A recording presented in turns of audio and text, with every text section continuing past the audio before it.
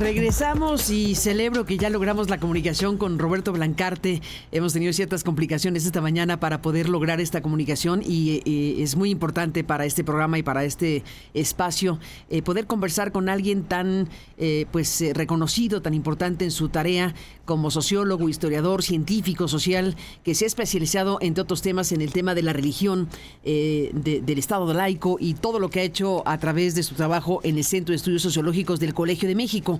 Gracias, Roberto Blancarte, una alegría saludarte en una mañana como esta con la noticia de la muerte del Papa. Buenos días y bienvenido. Gracias, buenos días, Carmen, ¿cómo estás? Bien, gracias. ¿Qué se puede decir una mañana como esta de un personaje como Francisco? Roberto. Bueno, obviamente es un personaje que tiene una imagen muy positiva en términos generales, pero en realidad es un personaje que viene de un pasado controvertido o controversial, porque él tuvo momentos muy complejos, digamos, cuando le tocó ser provincial, o sea, jefe de los jesuitas en Argentina, en la época de la dictadura. Y después, obviamente, eso cambió. Él mismo, yo diría, fue cambiando, y en el momento de su llegada al papado también tuvo, yo diría, una agudización en esa transformación, ¿no? Obviamente el balance de su pontificado se va a ir haciendo poco a poco. Ya hay de todas maneras muchos que hablan de que fue un pontificado donde él estuvo acosado por muchos enemigos, tanto de la extrema derecha como de algunos más radicales desde perspectivas más progresistas. Y hay otros que piensan que fue una revolución fallida su pontificado. Lo digo porque hay libros que así tienen ese título, incluso sí, recuerdo un título en italiano, La Rivoluzione Mancata, la revolución fallida de Francisco. Así que va a dar, digamos, mucha tela para cortar con estos balances que se harán sobre este Papa. Sin duda, Roberto Blancarte, ahora que estás recordando el pasado de Bergoglio, bueno, de antología los pleitos con Cristina Kirchner en Argentina, de antología la rispidez de la relación de Bergoglio como cardenal y de la entonces presidenta argentina, lo recordamos ahora. Y bueno, y con el actual presidente también, ¿no? Sí. Sí. Hay que recordar que lo insultó poco antes y después lo fue a saludar, ¿no? Sí. Ya ves que se han vuelto muy cínicos los políticos, pero últimamente no, ya desde hace rato son. ¿Perdón? Desde hace rato los políticos son cínicos, pero en este caso en particular, sí. Pues sí, se tragó el sapo y fue a saludarlo después de que dijo cosas horribles. En eso. Sí. No, mira, interesante a propósito de lo que dices. El Papa Francisco, argentino, nunca regresó a Argentina. No como otros papas, como el Papa Juan Pablo II, que regresó obviamente a Polonia, en visitas muy obviamente apoteósicas. El propio Ratzinger estuvo en Alemania, pero es muy significativo que este Papa nunca quiso regresar a Argentina. Estuvo en Chile, estuvo en Brasil, estuvo en Bolivia, pero Argentina no fue. Y eso tiene mucho que ver con el pasado de él, con el ambiente político, con la polarización existente y con digamos, él de alguna manera mandó una señal muy clara al no querer regresar, ¿no? ¿Cómo la interpretas? ¿Cómo interpretas no querer regresar? ¿Cuál sería la razón fundamental de no querer regresar a Argentina? Yo creo que entre que no quiso enfrentar el pasado y no quiso ser utilizado tampoco por las distintas corrientes políticas, tanto por los peronistas como los antiperonistas, y él como que quiso escapar a eso, quiso escapar al pasado, quiso escapar a la polarización tan fuerte que hay en Argentina desde hace, ahí sí, décadas, entre todos aquellos que apoyaron a los militares en su momento, entre todos aquellos que apoyaron al peronismo, entre todos aquellos que apoyaron a las últimas corrientes que también rechazaron el peronismo. Y como el Papa estuvo jugando con todas estas ideologías de alguna manera, pero se quiso situar, yo creo, por encima de ellas. Y eso no impidió, por supuesto, que haya querido ser utilizado por muchas de estas corrientes, como sucede en todos los países, ¿no? Lo hemos visto incluso en el caso de México, en donde todas las dos candidatas fueron a verlo. Pero en el caso argentino, pues es mucho más delicado todavía, ¿no? Mucho más grave, porque ahí pues el Papa tenía un pasado, tenía muchas declaraciones, había hecho muchas cosas, y era por lo mismo buscado ser recuperado por tirios y troyanos, ¿no? Sí, totalmente. Bueno, para Kirchner en su momento le llamó algo así como el jefe espiritual de la oposición política por sus posturas críticas al kirchnerismo. Así es, porque bueno, hay que recordar que el kirchnerismo fue quien realmente llevó o intentó llevar a los tribunales realmente, rompiendo todas las amnistías a los militares y a todos los que habían hecho violaciones a los derechos humanos. E incluso en esa época, el Papa, siendo arzobispo de Buenos Aires, tuvo que ir a declarar respecto digamos, cuál había sido su participación o su visión, digamos, en el momento de la dictadura, ¿no? Y hay libros que lo señalan, digamos, de manera muy clara. Yo acabo de releer precisamente un libro que se llama Doble Juego, de Horacio Verbitsky, donde más de una vez menciona el doble juego del episcopado argentino, y dentro de eso también de algunos otros líderes digamos, del clero, entre ellos Bergoglio, con señalamientos muy, muy específicos, ¿no? Entonces, eso, digamos, está ahí, y son testimonios que van a seguir apareciendo, ¿no? Y reapareciendo ahora que se hagan los balances, insisto, ¿no? Sí, sin duda, debe estar a la mesa todo, las luces, las sombras, los puntos clave de una biografía como la de Francisco. En términos, déjame decirlo, teológicos, o como deba decirse en tu análisis, ¿qué dirías de Francisco? ¿Qué definirá el papado de Francisco? ¿Qué tipo de definiciones teologales, qué tipo de definiciones en la Iglesia Católica serán recordadas de él? Sí, bueno, yo creo que ya siendo Papa, Francisco o Bergoglio intentó una serie de reformas, yo diría que fueron tímidas en general, porque el Papa sabía que aunque él tiene todo el poder, porque hay que recordar que el Papa es un soberano, es un monarca, y es un soberano absoluto, porque él es el jefe del Ejecutivo, el jefe del Legislativo y el jefe del Judicial en la Santa Sede.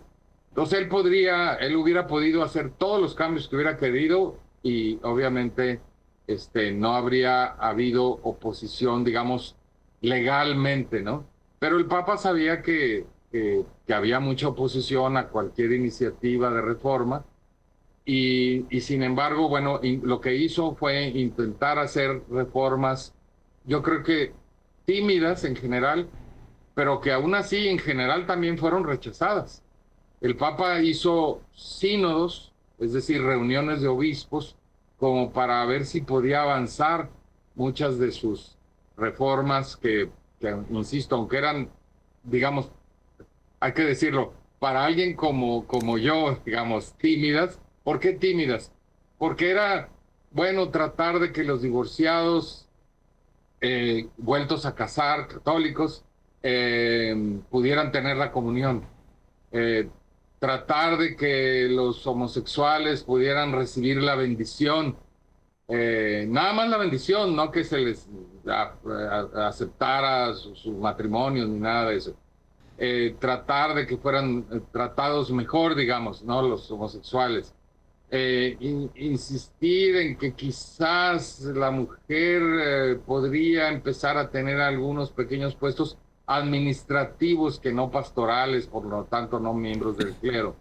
Esas pequeñas reformas que en algún momento se intentaron fueron completamente rechazadas o digamos casi absolutamente rechazadas y se permitieron solo algunas iniciativas en donde dejaban un pequeño resquicio para que si el sacerdote en su momento o el obispo lo aceptaban, podían eventualmente hacer algo en favor de estos grupos. Pero en términos generales fueron rechazadas estas iniciativas y el Papa no se atrevió a empujarlas más, hay que decirlo. El Papa además lo que hizo fue hacer cambios pastorales, no doctrinales. Es decir, no puso en las leyes, en las constituciones apostólicas, en ningún lugar, digamos, de manera formal, los cambios. Y por lo tanto, esos cambios que él pretendió hacer, simple y sencillamente, ahora pues van a depender de que el próximo Papa quiera continuarlos o a lo mejor el próximo Papa se va por otro camino. Es decir, fueron cambios pastorales de cómo tratar como pastor al rebaño, digamos. Digamos, casi recomendaciones. Tiene que ver con la legislación, que es muy importante. Sí. Porque hay que recordar que la Iglesia Católica es la que recupera el derecho romano inicialmente y tiene un código de derecho canónico que es el que establece lo que se puede y lo que no se puede hacer en la Iglesia, ¿no? Y eso no hubo ningún cambio, la verdad. Uh-huh. Digamos que pues eran casi recomendaciones, no queda una cosa asentada para que tenga obligatoriedad de nada, al final de cuentas es lo que nos estás planteando. Así son cambios pastorales en el sentido de que, miren, traten mejor a los homosexuales, seamos más compasivos con la gente, seamos más compasivos con los divorciados. Hay que decir que al hacer eso se alejó de actitudes más moralistas que habían tenido los anteriores papas. Eso es cierto. Pero digamos que son cambios muy, digamos, insisto, pequeños o tímidos que no necesariamente van a quedar, pues, porque el próximo papa puede llegar y simple y sencillamente, sin decir que no a esto, insistir en otros temas, insistir en otros puntos, ¿no?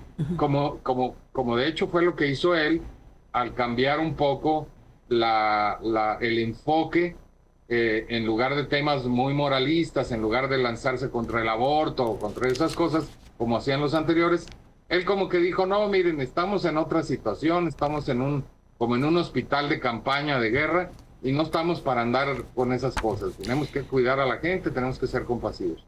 Entonces, digamos que esos son las luces y las, digamos, sombras o las limitaciones que tuvo este pontificado, ¿no? Roberto Blancarte, entonces, digámoslo de esta manera, no va a quedar para efectos prácticos un gran documento del Papa, no quedará una carta apostólica o una encíclica que marque este papado, no hay tal cosa. No, las encíclicas sí quedan, pero las encíclicas en efecto son cartas abiertas, como dices tú, como recomendaciones, sugerencias, pero no está en la ley. O sea, no hay cambio. Constitución apostólica, en el derecho canónico, quiero decir, lo que realmente queda en las leyes, eso sí no hay nada, ¿no? ¿Cuál sería la palabra, Roberto Blancarte? Déjame que te empuje a esta circunstancia. ¿Cuál sería la palabra que utilizarías para definir a Francisco? ¿Un papa con qué adjetivo? Yo diría un papa ambiguo. Ambiguo. Yo diría ambiguo. O sea, yo sé que es difícil decir esto el día que se murió el papa. Es verdad, pero la verdad es que hay que tratar de ser objetivos. Y yo creo que el papado de Francisco va a ser analizado como un papado que fue muy ambiguo o muy tímido en sus alcances, ¿no? Insisto, aquí recuerdo algunos libros que ya desde hace muchos años calificaban a este papado como una revolución fallida, ¿no? Porque al principio parecía que iba a hacer grandes cambios, que iba a empujar los grandes cambios, y este papa no se atrevió a empujarlos, creo yo. Como que vio, y quizás con la prudencia necesaria, vio que no iba a ser acompañado por la mayoría de los obispos del mundo, y en lugar de empujar los cambios, dijo, bueno, esta es la situación, esto es lo que los obispos piensan, voy a tratar de ser, digamos, sinodal, es decir, otra manera de ser democrático, aceptando lo que el estado, digamos, de opinión de la mayor parte de los obispos, y ese estado de opinión es bastante, digamos, conservador, hay que decirlo, ¿no? Entonces, bueno, ese es el legado, es un legado donde va a aparecer con muchas ambigüedades, ¿no? O con mucha timidez, ¿no? Pues Roberto Blancarte, pues al final de cuentas queda la pregunta obligada para cerrar esta charla y agradecerte muchísimo que estés aquí. ¿Qué sigue? ¿Cómo imaginar el cónclave? ¿Qué tipo de cosa puede venir para la iglesia? ¿Qué tipo de cónclave? ¿Qué personajes están en el escenario? ¿Qué puede venir según tu análisis? Mira, o sea, lo primero que hay que tomar en cuenta es que estamos partiendo de que la mayor parte de los cardenales, es decir, de los obispos y arzobispos, de los cuales hay un cierto número que son cardenales, son conservadores, en términos generales. En general. Conservadores, no, digamos, no tanto en términos sociales, sino en términos de lo que pretenden que sea la iglesia y del papel de la iglesia en el mundo. Por otro lado, esos cardenales posibles papables también entienden que hay una situación geopolítica muy especial en este momento. Estamos en una situación en donde el orden internacional se está recomponiendo, como lo estamos viendo, y entonces van a tener que pensar en qué personaje necesitamos en este momento de recomposición internacional, ¿no? Del mundo, ¿no? De la geopolítica internacional, ¿no? Entonces, eso yo creo que va a ser el centro de las preocupaciones. Y luego, bueno, habrá que ver si estos cardenales conservadores, en términos generales, son iluminados por el Espíritu Santo, por decirlo de alguna manera, y se lanzan a una propuesta más audaz, o van a regresar a algo más, digamos, a algo más conservador, a algo más menos audaz.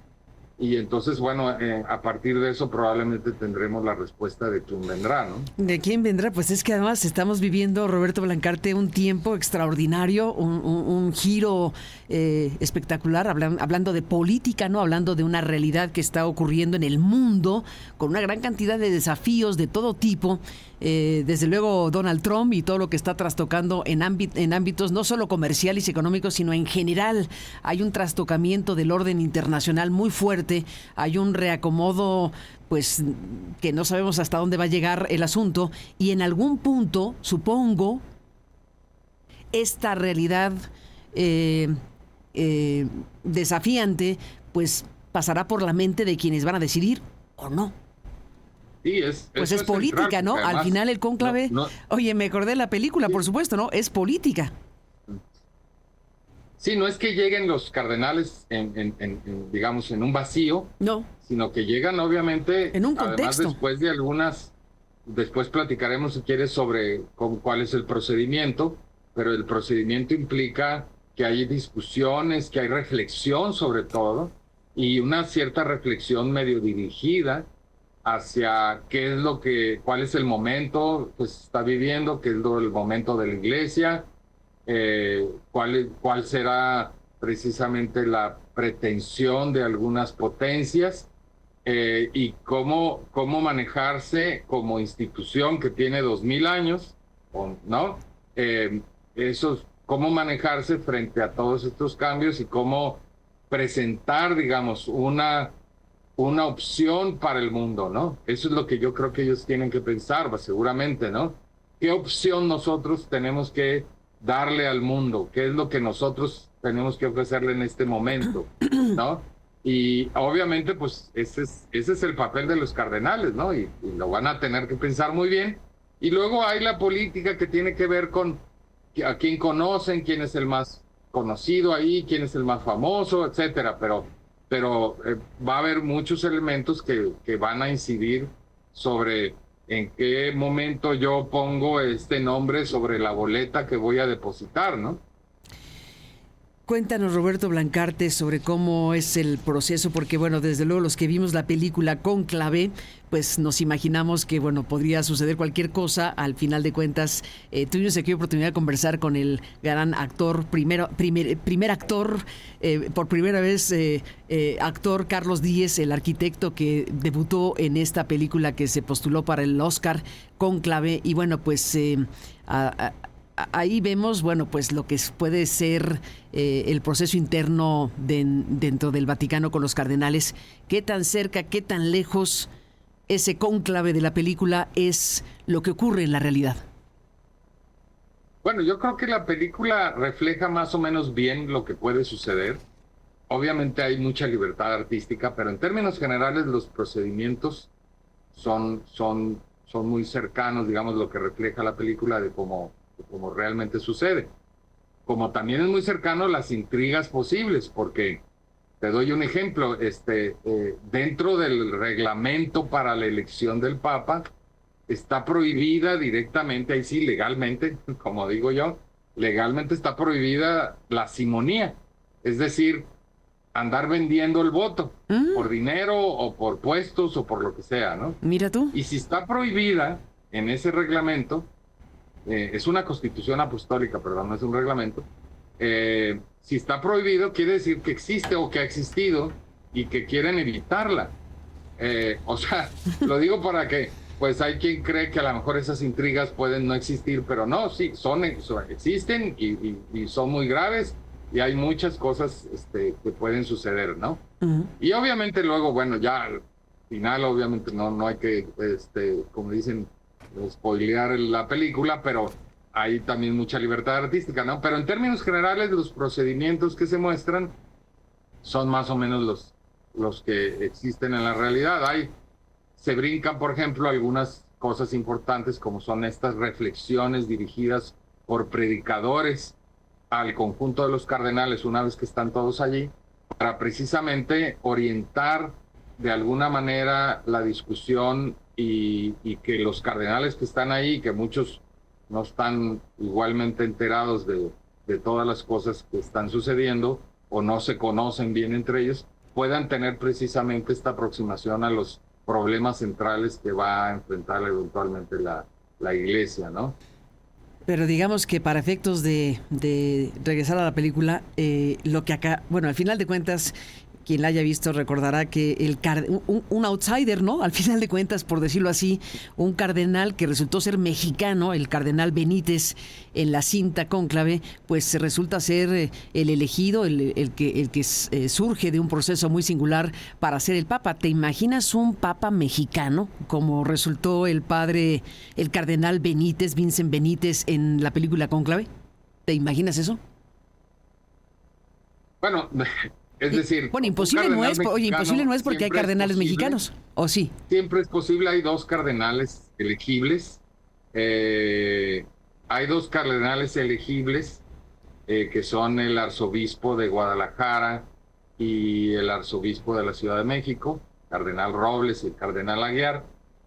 Siempre, obviamente, existe la posibilidad de que sean elegidos, pero yo diría que la probabilidad es baja. Entonces, pues bueno, hay que digamos, considerar que cualquiera de los que están allí tiene posibilidades de llegar, incluso cualquiera que no sea cardenal, cualquiera que sea simple y sencillamente un sacerdote, es posible que sea ¿Ah, sí? nombrado papa. ¿No tiene que ser Porque en cardenal? el momento que ese sacerdote es elegido por los cardenales, es en ese momento nombrado obispo de Roma. Pero digamos que obviamente las posibilidades siempre existen, las probabilidades es otra cosa, ¿no? Sí. Oye, bueno, estábamos viendo contigo las imágenes que están ilustrando la conversación y hay una escena que ahora se recuerda del mal genio que tenía por momentos el Papa Francisco, porque hay un momento donde una mujer lo jala, ¿no? Sí, Lo jala y él acaba dándole de manazos. ¿Te acuerdas de aquella escena? sí, sí, La sí, lo estábamos vimos, viendo lo en la acabo de pantalla ver ahora. aquí en tu imagen precisamente. Sí, Sí, bueno, tenía su su carácter, carácter el Papa, ¿no? carácter. Obviamente, por eso insisto, la mayor parte de la gente ve al Papa como un santo y vamos a suponer que eventualmente lo sea, digamos, según la propia legislación de la Iglesia. Pero obviamente estamos hablando de seres humanos que Sí. tienen carácter, que tienen manera de ver el mundo, que tratan de ofrecer una imagen y de ser digamos, un modelo para muchos, ¿no? Pero bueno, pues sí, como aquí estamos viendo en las imágenes, pues si alguien lo jala y lo puede incluso tumbar, pues se, se enoja, ¿no? Obviamente, ¿no? Y no sería el primer papa que se enojó por algo, obviamente, ¿no? No, no, ni el Ha habido último. Oye, papas que ni han el hecho primero ni el cosas último. mucho más graves que enojarse. Sí. Sí, sí, sí, pero bueno, es un momento que recordamos ahora Sí, porque pues surgió aquí en la transmisión. la imagen, sí. Sí, Roberto Blancarte, bueno, déjame cerrar la charla un poco preguntándote en todo caso, lo que sigue es, bueno, la ceremonia luctuosa, entiendo que el miércoles habrá una cosa importante, no conozco bien los detalles, pero ¿podrías narrarnos en términos del procedimiento, los procedimientos, lo que establece el Sí. marco de lo que sigue para efectos prácticos con la muerte del Papa? Sí, bueno, para efectos prácticos, el Papa tiene un albacea, y ese albacea, que es uno de los cardenales, este, es un cardenal irlandés, se queda como todos los albaceas a cargo de las cosas, mientras llega, digamos, el nuevo propietario, por decir así. Y esto supone también organizar los funerales y al mismo tiempo convocar a los cardenales para el próximo cónclave, y tienen entre 2 y 3 semanas para llegar a Roma, y esos cardenales pues digamos tienen todo ese tiempo para que una vez que se llegue a tener el número indispensable, eh, puedan, puedan, puedan comenzar, pero pues generalmente con las comunicaciones de hoy, obviamente 2 o 3 semanas es mucho tiempo para que cualquier cardenal pueda llegar a Roma, ¿no? Y en ese tiempo, antes una vez que llegan, entre las 2 y las 3 semanas, están estas pláticas que ya mencioné, que son pláticas dirigidas por predicadores que tiene la propia Santa Sede, y esas predicaciones orientan de alguna manera antes de entrar al cónclave a los cardenales.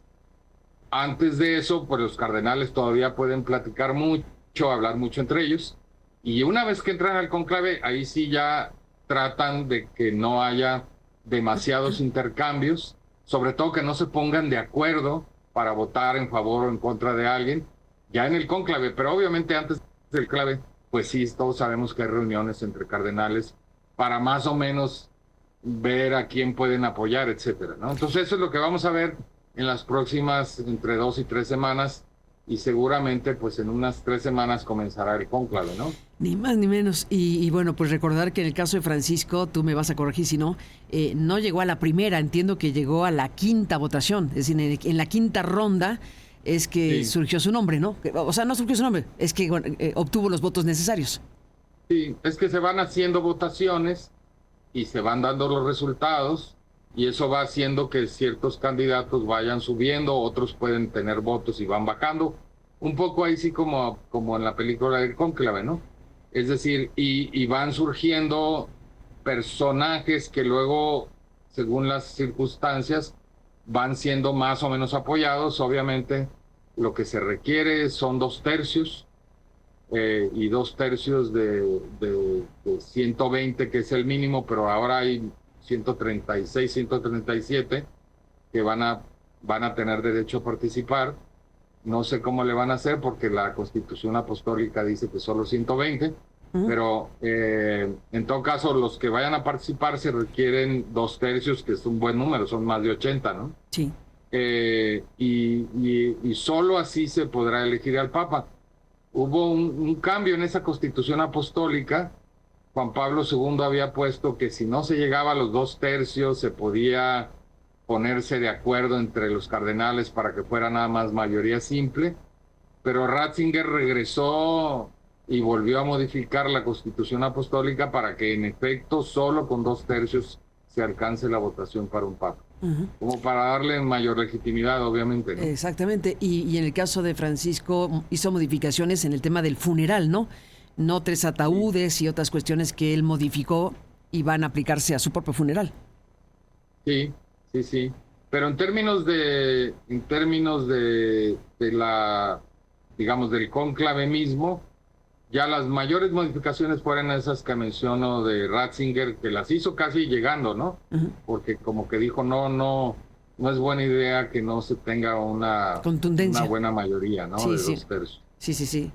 Una mayor contundencia y mayor legitimidad, finalmente esa es una decisión importante y en este caso, bueno, pues tendrá que aplicarse para lo que sigue, para la siguiente figura papal que va a tomar pues el lugar de Francisco en algún momento determinado. Ya lo veremos y ya seguiremos platicando. Roberto Blancarte, muchísimas gracias por tomar la comunicación, te mandamos un abrazo y seguiremos hablando, si me lo permites.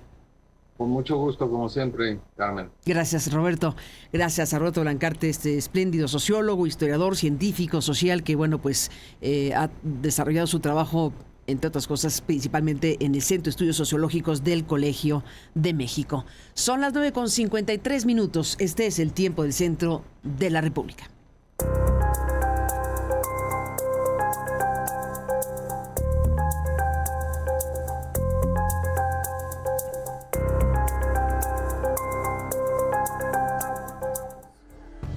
Edmundo Jacobo Molina. En Aristegui Noticias.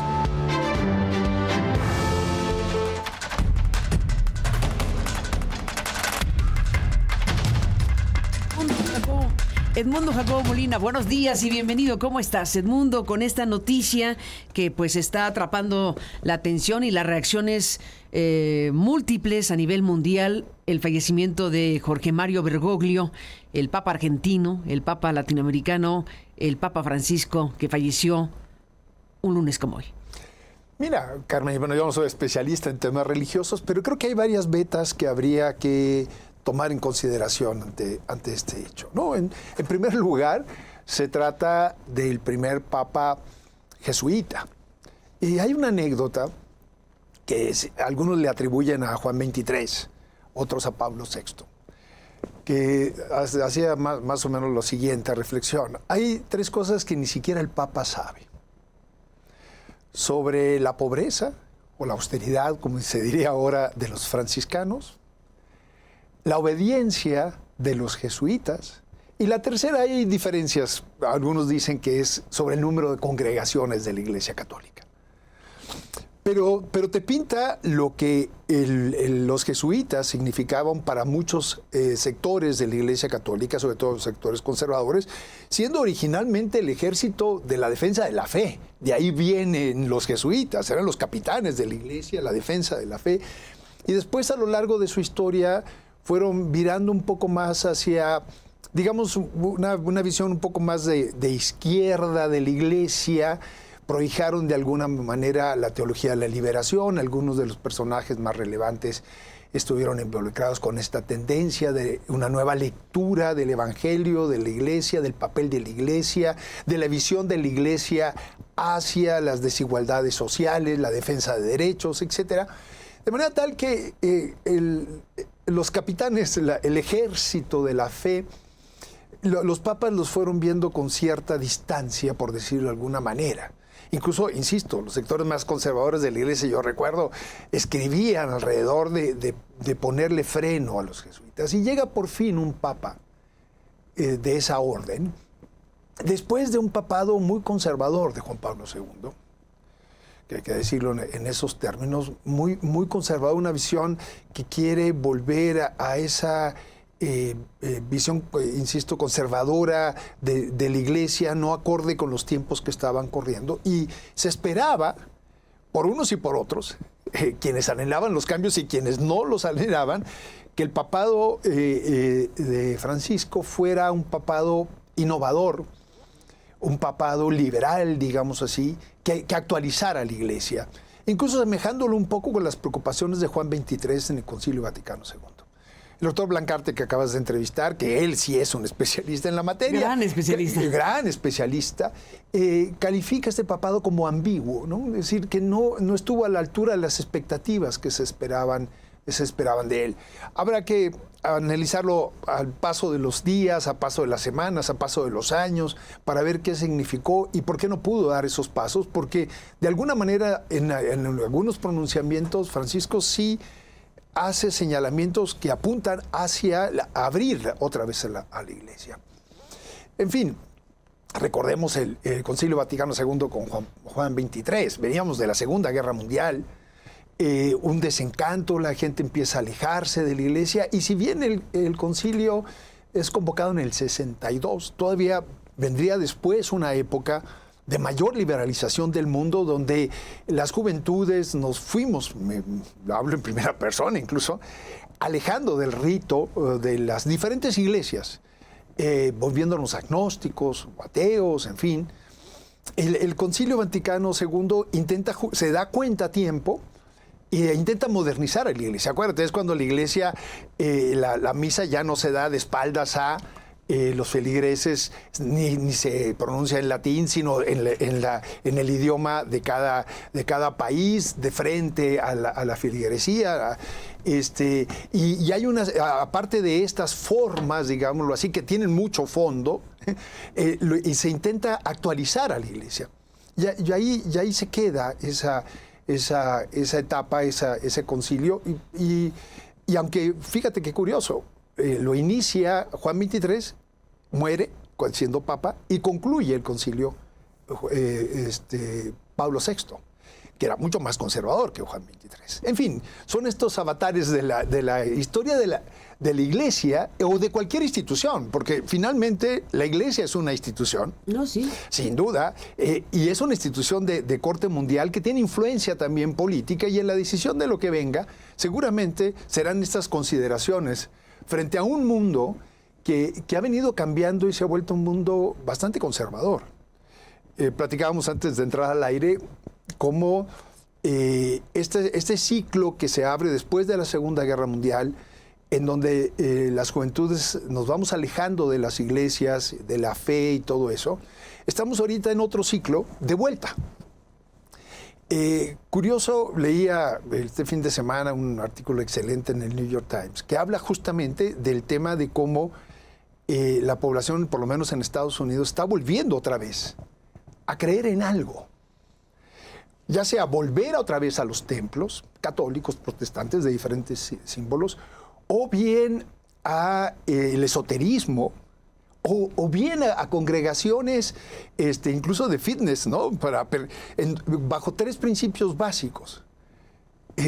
Cuesta mucho trabajo no creer en algo, no pertenecer a alguna comunidad, o bien no tener alguna guía que guíe mi conducta, ¿no? Estos 3 principios básicos que han provocado cierto vacío en la pertenencia de los individuos a comunidades, como que está provocando una vuelta a lo que durante los 60, los 70, sobre todo los 80, en fin, fue una apertura de libertad, de yo ser individuo frente a, etcétera. Ahora como que hay una vuelta. Es decir, queremos creer en algo, queremos pertenecer a alguna comunidad, y tercero, necesitamos una guía de conducta que nos diga qué hacer porque parecería como que la libertad nos quedó muy grande, ¿no? Y entonces ya no sabemos qué hacer solos, sino necesitamos que alguien nos diga, alguien nos guíe a pertenecer a algo y creer en algo. Estamos en esta otra vuelta que se empieza a ver en muchas sociedades. Platicábamos también cómo las estadísticas en México indican que la población mexicana que se reconoce como católica ha venido cayendo el porcentaje de la misma. Eso no quiere decir que no haya subido, por otra parte, el tránsito de católicos a otras iglesias, que también ha venido creciendo de una manera muy importante. Y yo creo que en estos ciclos, en estas vueltas de ciclos en la historia, el hecho del fallecimiento de Francisco el día de hoy va a estar envuelto en ¿qué pasa con la conducta social de nosotros frente a las instituciones, frente a las creencias, frente a la religión, frente a la pertenencia? Y no necesariamente va a ser para, creo, espero equivocarme, para pertenecer a agrupaciones políticas, por ejemplo, que quieran pensar y participar, sino más bien hay una búsqueda diríamos medio metafísica, ¿no? Por la pertenencia más bien a congregaciones de fe. Y eso obviamente tiene muchos riesgos, porque cuando lo decía Kant con toda claridad, cuando se trata de una cuestión de fe, no hay razón que valga. Cuando la razón llega hasta el límite de la fe, porque la fe es el momento de yo creo en. Y entonces al dar ese paso, yo creo en, es muy difícil que las razones entren. Estamos en un momento, insisto, de la historia de un neoconservadurismo, ¿no? Que está siendo refractario a la discusión razonable de las razones, de los argumentos, y está cambiando eso por actos de fe. Y creo que en eso estamos envueltos. Y creo que Francisco tuvo la gran oportunidad en su papado de poner un poco más razones en la argumentación. E insisto, yo no soy especialista en la materia, simplemente no, pero hay sigo que el decir, tema. Oye, pero hay que decir una cosa, que no eres especialista en la materia, pero eres filósofo de formación, y es importante decirlo, porque además de ser alguien identificado como especialista en temas políticos y electorales, que es lo que has hecho en tu vida a lo largo de los últimos años, pues tu formación es de filósofo, y esta disertación que nos compartes es a partir de esa raíz tuya, pues de una persona que decidió estudiar filosofía. Desde ahí lo leo. ¿Desde ahí lo lees? Sí, desde Déjame ahí lo hacer leo. esta acotación importante para el público. Gracias. Sí, desde ahí lo leo. Desde ahí hay que hacer esa lectura, porque todo esto se traduce finalmente en conductas sociales, Carmen. ¿En qué hacemos frente a los otros? ¿En dónde pertenecemos o no pertenecemos? ¿Cuáles son las razones de? ¿O qué hacemos en política? ¿Por qué participamos o no participamos en política? ¿Por qué decidimos ser militantes de un partido o no serlos? ¿Por qué decidimos votar o no votar? Y todo eso está en juego. Y cuando hay confusión al respecto, porque no hay asideros del cual tomarnos, entonces nos tomamos de lo que parece lo más sólido. Y a veces lo más sólido es lo que nos aleja de la deliberación, del debate, de la reflexión. Lo más sólido parece es... Dios existe, voy por estas son mis creencias, este es mi manual de conducta, ¿no? Sin cuestionarlo. Y creo que en ese momento de la historia estamos, en ese momento muy, muy complejo, en donde toda la apertura que se da después de la Segunda Guerra, esta apertura de liberalidad de los años 60, de liberalidad de todos sentidos, y es la ola que llega hasta el término del siglo XX, en la primera, por lo menos el primer cuarto del XXI, estamos, creo que, con una vuelta a un neoconservadurismo que no necesariamente enriquece el debate, sino lo está empobreciendo. Creo que todo eso está en juego. Y el fallecimiento de Francisco creo que debería marcar una reflexión al respecto. Esperábamos, ahora sí me incluyo también, sin ser yo creyente, un papa que entendiera estos tiempos por su trayectoria, por el papel de la orden a la cual pertenecía, de actualizar la Iglesia. A lo mejor soy muy ingenuo, esperaba un Concilio Vaticano III. No se dio. Y no se dio seguramente otra vez volvemos a lo mismo, porque Papa finalmente es Papa de una institución, que tiene sus reglas. y que tuvo que ponderar seguramente al momento de tomar decisiones qué pasaba con el futuro de esa institución frente a los cambios que estábamos viviendo. Creo que hay que pensarlo, la muerte de Francisco, también desde estas ópticas. ¿Qué pasa con la fe? ¿Qué pasa con la pertenencia? ¿Qué pasa con el miedo a mi libertad? Diría Eric Fromm. ¿No? ¿Cómo me hago cargo de eso? ¿No? Mejor que alguien se haga cargo de mi libertad y me diga por dónde. Ya sea la iglesia, un partido, un presidente. En fin, ¿sí? Creo que, insisto, esta beta, que nos tomemos oportunidades de lo que nos da la historia para no dejar de ver estas cuestiones y discutir y debatir al respecto de esto. Y o nos hacemos cargo como sociedades de nuestro futuro, o alguien se va a hacer cargo y nos va a decir por dónde. ¿Quién sabe con qué consecuencias? Por tener miedo a nuestra libertad. Gracias por estar aquí, Edmundo Jacobo Molina. Buenos días. Gracias a ti, Carmen. Buena semana. Gracias por compartir esta reflexión en un día como este y bueno, pues que está impactando a millones de personas, desde luego, en todo el planeta. Son las 10:10. Volvemos.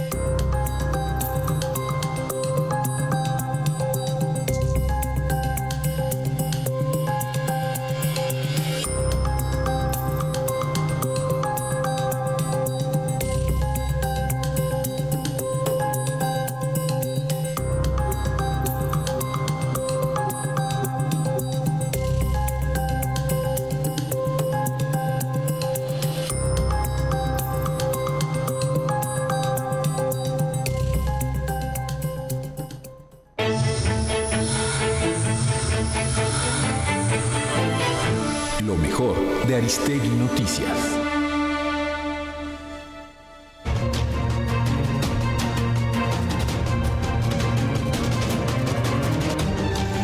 Esta mañana estamos también en posibilidad de conversar con el rector de la Universidad Iberoamericana. Hay que decir que la Universidad Iberoamericana pues fue confiada a la Compañía de Jesús y el Papa Francisco pues fue un jesuita. Y es muy importante saber qué puede decir alguien como Luis Arriaga, sacerdote jesuita, doctor en educación, abogado y pues actualmente el rector de la Universidad Iberoamericana.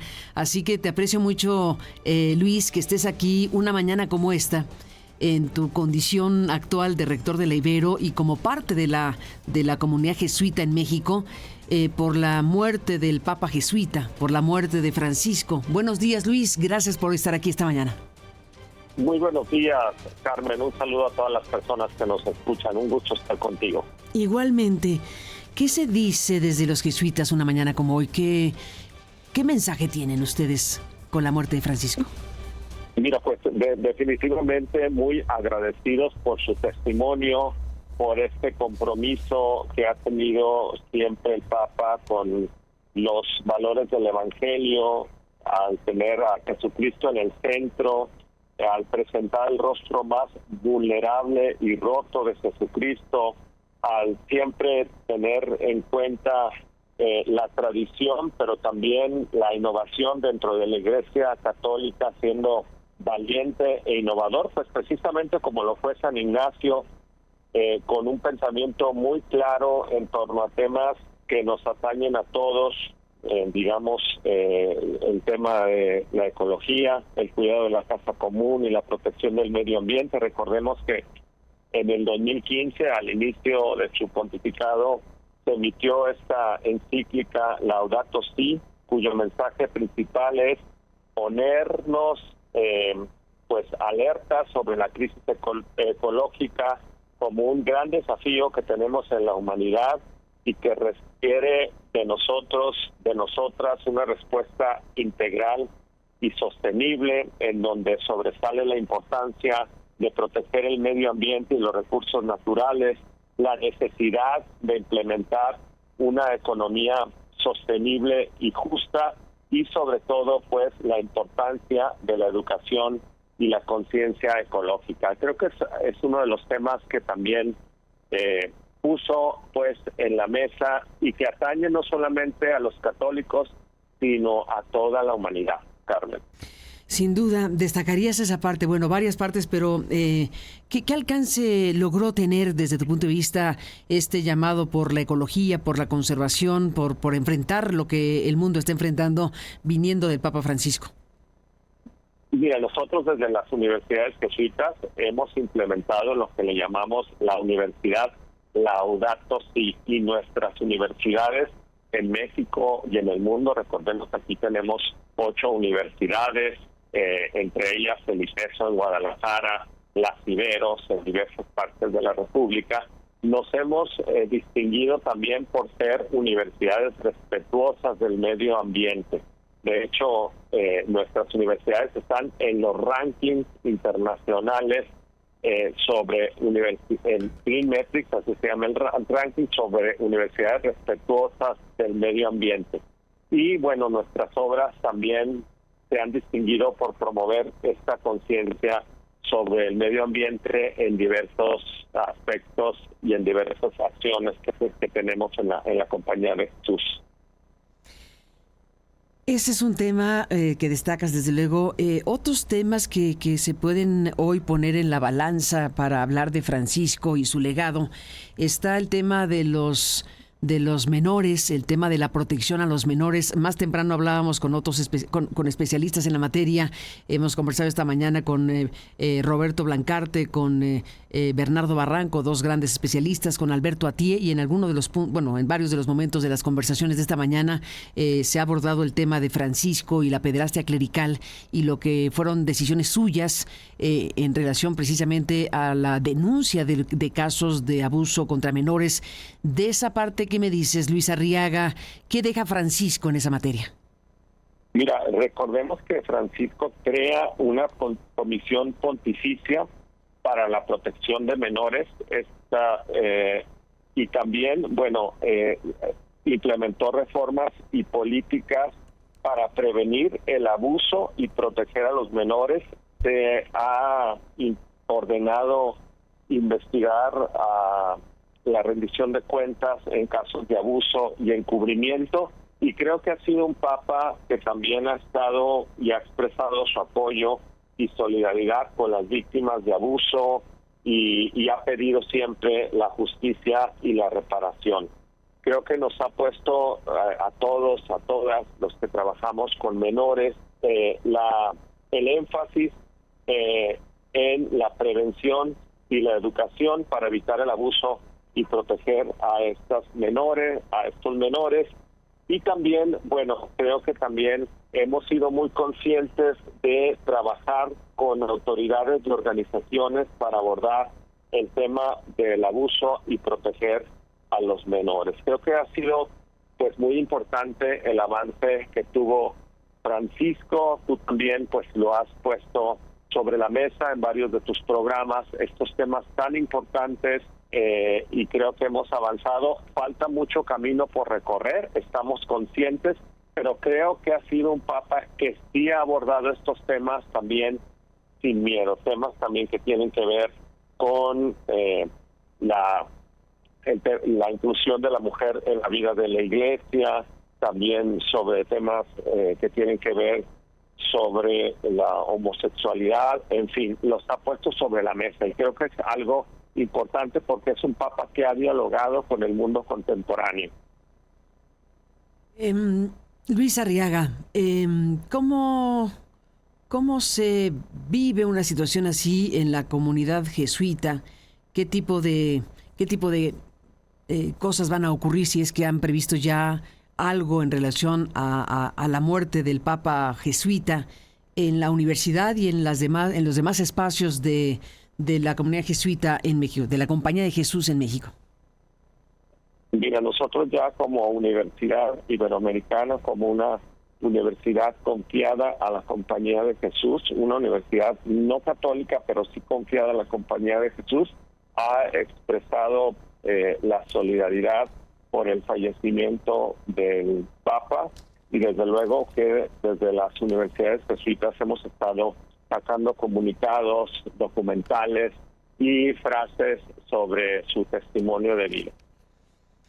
Pues Luis Arriaga, rector de la Universidad Iberoamericana, doctor, gracias por tomar la comunicación y por exponer pues todo lo que nos has compartido esta mañana. ¿Cómo te despedirías? ¿Con qué mensaje nos dejarías para el público que está siguiendo esta transmisión en México, en Estados Unidos y en cualquier parte del mundo a través de Internet? ¿Qué mensaje nos dejas? Un mensaje que nos deja el Papa es siempre estar presente en las realidades de violencia, de exclusión, de pobreza, de desigualdad, de derechos humanos, un Papa muy involucrado en estos temas, y es algo que nosotros tenemos que continuar, este legado de ser solidarios con las víctimas de represión social, con las víctimas de la violencia, con los más pobres. Creo que este es el legado, uno de los legados más importantes que nos deja este Papa, y bueno, muy agradecidos también por este gran testimonio y por haber sido también miembro de la Compañía de Jesús. Carmen. Pues Luis Arriaga, te aprecio mucho que nos permitas escucharte esta mañana. Seguiremos hablando como siempre. Gracias por estar aquí. Buenos días y un abrazo. Muchas gracias, Carmen. Un fuerte abrazo. Hasta luego. Gracias al rector de la Universidad Iberoamericana en México. Lorenzo Meyer. En Aristegui Noticias. Doctor Meyer, Lorenzo, buenos días. Buen lunes. ¿Cómo te va? Vaya mañana. Bueno, lo de buen lunes también tiene sus problemas. Realmente no se necesita ser creyente de ninguna religión para lamentar la muerte del Papa Francisco. Fue un Papa progresista dentro de los márgenes que le permite la Iglesia, esta institución milenaria que es por naturaleza conservadora. Ahora lo que está veremos, y ya lo han dicho algunos de los personajes que tú consultaste, es el sucesor. Yo veo difícil conseguir a un papa progresista que le siga otro igualmente progresista, pero en fin, hay que esperar. Carmen, hoy quiero hablar rápidamente sobre dos temas relacionados con Estados Unidos. Uno se refiere a la declaración del presidente Trump la semana pasada. Una declaración muy rápida, no ahondó gran cosa en ella, pero muy significativa. Dijo que las dos economías de sus vecinos, sus dos países vecinos, refiriéndose a Estados Unidos, pues dependían de la economía norteamericana y de los Estados Unidos para seguir sobreviviendo como naciones. Es una declaración que a la vez que es brutal, tiene mucho sentido. La dependencia que tenemos por ejemplo, a mí me preocupa el tema de la energía. Si un presidente como Trump se propone herir a la economía mexicana, bueno, con que corte el gas, nos causa un problema, pero impresionante.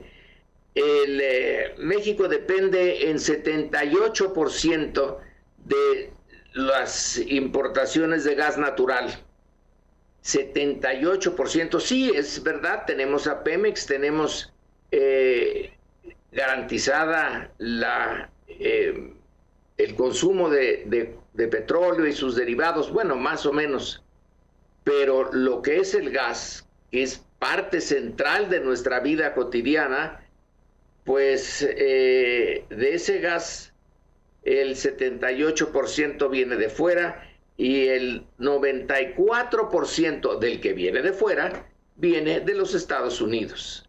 Así que la seguridad nacional mexicana depende de que ese suministro no se corte, y por lo tanto hay que insistir, en la medida en que la opinión externa al gobierno tiene alguna importancia, en que debemos de abordar ese tema y debemos de intentar resolverlo. Es tremendo. En una época, al iniciarse, en la época más álgida de la Revolución Mexicana, en Washington se consideró la posibilidad de suspender la exportación de granos, en particular maíz, a México. El presidente Wilson finalmente no aceptó, no siguió adelante con eso. Fue durante el gobierno de Carranza. Le hubiera sido un golpe durísimo. Imagínate ahora volver a lo mismo, pero con algo mucho más sustantivo, que es la energía. Una dependencia de México de esa naturaleza, pues sí, nos hace muy vulnerables. Quiero pasar ahora a otro tema que es igualmente importante, aunque no para todos, o no sea evidente para todos, y es la confrontación entre el gobierno de Washington y la Universidad de Harvard. Uy. O bueno, las universidades en general. Por un lado, es claro que la base de apoyo de Trump detesta a las universidades de élite. Las encuestas de opinión señalan que esas universidades de élite, Harvard, Yale, Stanford, son mayoritariamente, simpatizan con el Partido Demócrata y no con los republicanos. Pero en el discurso que llega a la masa electoral norteamericana, hay un desprecio por las élites educadas en esas universidades, porque sienten que hay un menosprecio tradicional de quienes tienen el título universitario, el college, que son una minoría en Estados Unidos, obviamente, frente al resto de la sociedad norteamericana. Ahí hay una ruptura.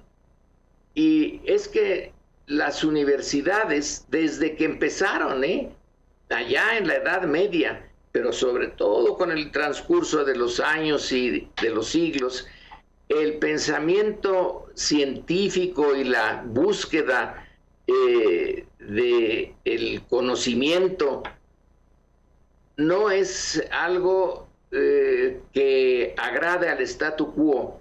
Siempre, todo statu quo, toda situación en cualquier parte del planeta puede mejorarse, tiene defectos.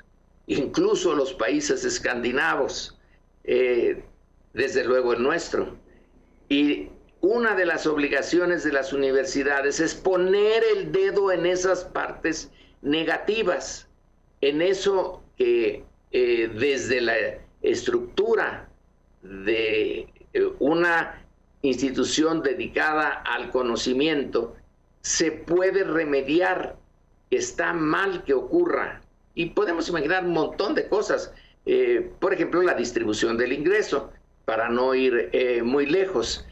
Entonces, es en la naturaleza misma de las universidades donde está digamos, la semilla de la crítica a la situación actual.